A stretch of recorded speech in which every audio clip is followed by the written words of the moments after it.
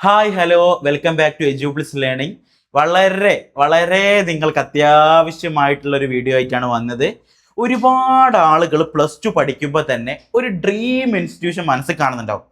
Sir, എനിക്ക് degree JNU പഠിക്കണം, JNU മാത്രം പഠിച്ചാൽ മതി, അവിടെ ഏതെങ്കിലും ഉള്ള കോഴ്സിൽ ഏതെങ്കിലും ഒന്ന് പോയാൽ മതി എനിക്ക്.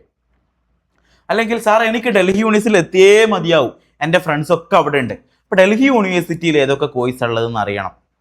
അങ്ങനെ CUET UG എക്സാം വഴി ഏതൊക്കെ യൂണിവേഴ്സിറ്റികളാണ് കോഴ്സ് പ്രൊവൈഡ് ചെയ്യുന്നത്, അല്ലെങ്കിൽ ഏതൊക്കെ യൂണിവേഴ്സിറ്റിയിൽ ഏതൊക്കെ കോഴ്സ് ഉണ്ട് എന്ന് നിങ്ങൾ ഇങ്ങനെ സെർച്ച് ചെയ്ത് നോക്കുകയാണെങ്കിൽ അത് നിങ്ങൾക്ക് മനസ്സിലാക്കാൻ കഴിയുന്നില്ലെങ്കിൽ അതിനുള്ള പോംവഴി ആയിട്ടാണ് ഞാൻ ഇന്ന് ഈ വീഡിയോയിൽ വന്നത്.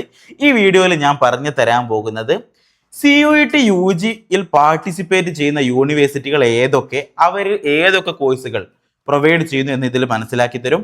അതുപോലെ തന്നെ ഒരു യൂണിവേഴ്സിറ്റിയിലുള്ള CUET വഴിയുള്ള കോഴ്സുകൾ ഏതൊക്കെയെന്ന് നിങ്ങൾക്ക് സിമ്പിളായിട്ട് ഇതിൽ മനസ്സിലാക്കാനാവും.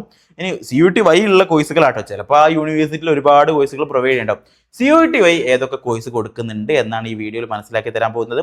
സിമ്പിളാണ് സ്റ്റെപ്സ്, ഇവിടെ ശ്രദ്ധിക്കുക. നമ്മൾ ആദ്യം ചെയ്യേണ്ടത് CUETയുടെ വെബ്സൈറ്റ് പോകാണ്ട് ഗൂഗിൾ എടുക്കുക, CUETയുടെ വെബ്സൈറ്റ് പോകുക. എന്താ CUETയുടെ വെബ്സൈറ്റ്?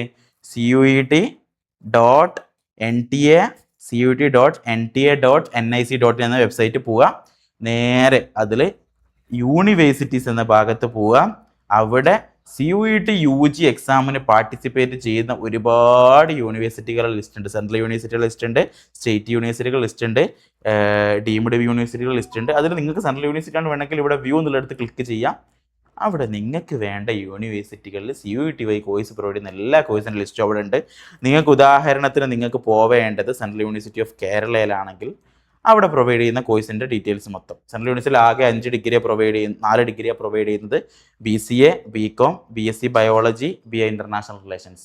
ഇനി നിങ്ങൾക്ക് പോവേണ്ടത് CUET എക്സാം എഴുതിയിട്ട് നിങ്ങൾക്ക് പോവേണ്ടത് ജാമിയ മില്ലിയയിലാണെങ്കിൽ അവിടെയുള്ള കോഴ്സുകൾ, ഇത്രയും കോഴ്സുകളേ ഉള്ളൂ അവരെന്ത് CUET വഴി പ്രൊവൈഡ് ചെയ്യുന്നത്. ഏതൊക്കെ UG കൊടുക്കുന്നത്? BA Turkish, BA French, Spanish, Hindi, Urdu, Korea, applied mathematics, multi disciplinary, BSc multi disciplinary physics. Okay, ഇതൊക്കെയാണ് അവിടെ പ്രൊവൈഡ് ചെയ്യുന്നത്. ഇനി നിങ്ങൾക്ക് പോവേണ്ടത് എവിടെയാണ്?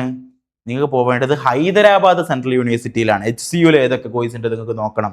ഡിഗ്രിയും PG ഇൻ്റഗ്രേറ്റഡിനും പേര് കേട്ട സ്ഥലമാണ്. അപ്പോൾ നേരെ അടിയിൽ എന്ത് പോവാം? യൂണിവേഴ്സിറ്റി ഓഫ് ഹൈദരാബാദിൽ പോവാം. അവിടെ പ്രൊവൈഡ് ചെയ്യുന്ന കോഴ്സുകൾ ഇതാ.